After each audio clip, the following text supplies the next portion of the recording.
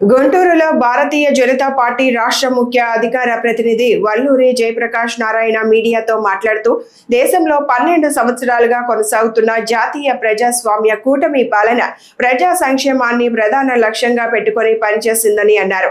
భారతదేశం నేడు ప్రపంచంలో 3వ అతిపెద్ద ఆర్థిక వ్యవస్థగా ఎదగడం కూటమి ప్రభుత్వ విజయానికి నిదర్శనమని పేర్కొన్నారు.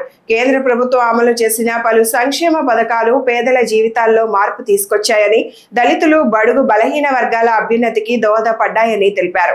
దేశవ్యాప్తంగా దేవాలయాల అభివృద్ధి, ఆధ్యాత్మిక పర్యాటకానికి కేంద్ర ప్రభుత్వం పెద్ద ఎత్తున నిధులు కేటాయించిందని పేర్కొన్నారు. భారతీయ జనతా పార్టీ మా రాష్ట్ర అధ్యక్షులు పివిఎన్ మాధవ్ గారి ఆదేశాల మేరకు, జాతీయ పార్టీ ఆదేశాల మేరకు మన ప్రీతం ప్రధానమంత్రి 12 సంవత్సరాల సుపరిపాలన మీద ప్రతి జిల్లాలో కూడా ఈ యొక్క మీడియా సమావేశాలు ఏర్పాటు చేయడం జరిగింది.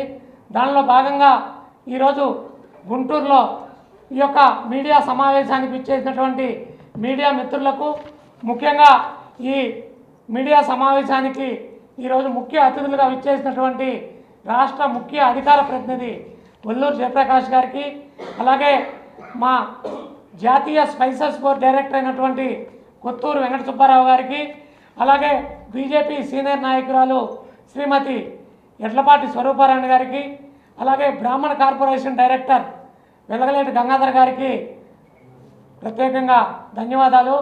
ఏదైతే మన ప్రియతమ ప్రధానమంత్రి ఈ యొక్క 12 సంవత్సరాల్లో మన దేశానికి చేసినటువంటి అభివృద్ధి కావచ్చు, సంక్షేమం కావచ్చు, వీటి మీద మీకు విపులంగా మా రాష్ట్ర అధికార ప్రతినిధి అన్నీ వివరిస్తారు.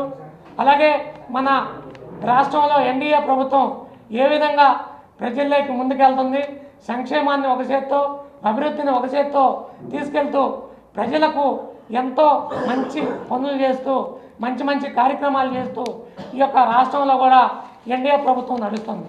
మనందరం కూడా చూస్తూ ఉన్నాం. 2014లో యూపీఏ పరిపాలన తర్వాత ఎన్డీఏ పరిపాలన ఏ రకంగా కొనసాగుతుందో గత 12 సంవత్సరాలుగా దేశవ్యాప్తంగా కూడా ఏ రకమైనటువంటి అభివృద్ధి వచ్చిందో మనందరం కూడా ప్రత్యక్షంగా చూసినటువంటి సంఘటన. ఈ 12 సంవత్సరాల పరిపాలన నరేంద్ర మోదీ గారి నాయకత్వానికి, విశ్వాసానికి, వారి పట్ల ప్రజలకి ఉన్నటువంటి విశ్వాసానికి, అదేవిధంగా ప్రజలకి వారు చేసినటువంటి సేవకి అదొక గొప్ప గుర్తింపుగా ఇవాళ దేశ ప్రజలతో పాటు ప్రపంచం అంతా కూడా భావిస్తున్నటువంటి పరిస్థితి.